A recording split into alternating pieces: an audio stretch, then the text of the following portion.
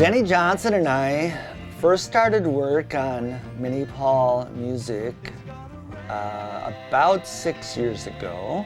Minnie Paul music, I started it on February 1st of 2008, and I started it for my kids. Didn't know that I was in bands, so I thought, well, I'll put together a little history thing and they can find out what their dad did. I met Tom Campbell there, and he said that he was a historian, and I said, well, you know, I got this website and I'm doing bands. I said, maybe you could do the you know, one side of it and I could do the other side. I can do the editing and all the website stuff, and you could do the interviews and that, and I'll give you your own little thing saying Tom Campbell interviews. Go.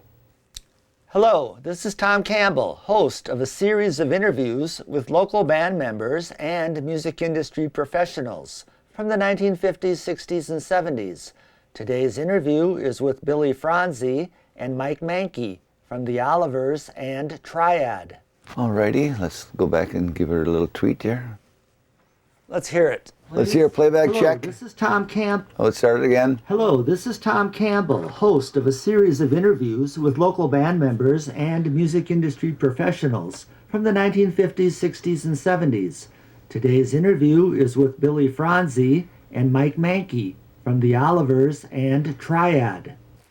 I think it's a keeper. We both liked the idea of working together on a website that would preserve the history of the local music scene. We thought, well, what can we do to be better than other people? So, you know, you want the interviews, you want the photos, you want everything from the bands. You don't want, you know, the guy down the street that says, oh, I remember them, they did this, and the stories aren't right. So we get only the band members in and talk with them. I was always interested in finding out more, so I wanted to find out, like, okay, I have this 45, and I know the name of the band, and I know the name of the song, and I know the name of the label, but I want to know more. I want to know who's playing on the record, and where was it recorded, and who produced it, and who was the engineer. We just want to get it out in front of everybody, and what more easier than the internet when people can just click on minniepaulmusic.com and find, you know, hopefully all the bands. We're still trying to get in the Chancellors, we're still trying to get in the Del Counts. The basic idea is document and preserve, whether they're posters, concert posters or flyers or radio charts, photographs, obviously, records, obviously. So many things from that era that we feel need to be preserved so that there's a history of this era where future generations can look back and see what happened. It's Minnesota history that nobody knows about or just keeps disappearing. So we're just trying to keep it alive.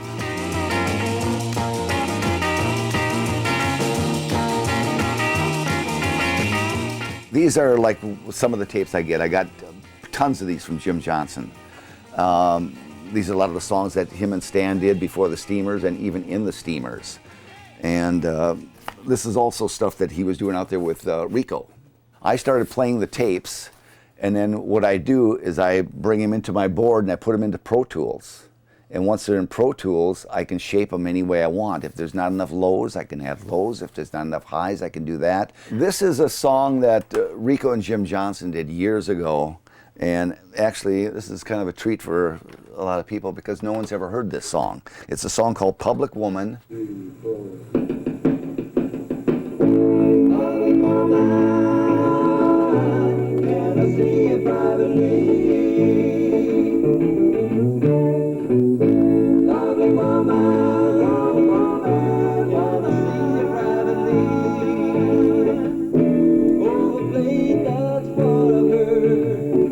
This is one that they did out in their garage out there in LA. What I usually do is I usually duplicate the tracks. There's 4 tracks up there.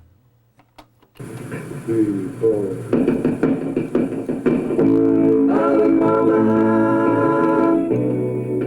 So there we got the 1 track. So what I usually do is I'll grab a plug-in, EQ, 7-band EQ. So here you can go. So you can. Oh, that's just the music track on that side. So you get, if you want to see the bass coming out. you got a bass track. Makes it hard for me to get to you. I keep waiting patiently.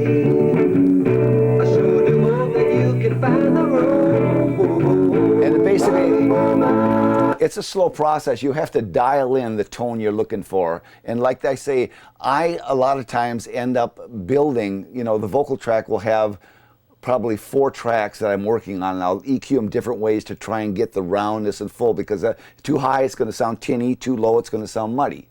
So you have to work in between, and that's basically, what I do with everything. And it's a long process. It's kind of like you're creating sound that, they had a long time ago, but, Rico and Jim back in '77 working out of the garage, this is it, And plus no one's heard this one.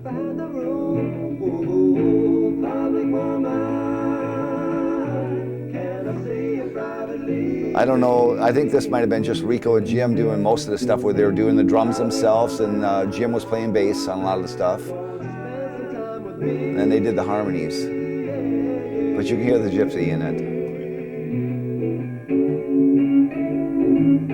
This is basically what I do to make it come around.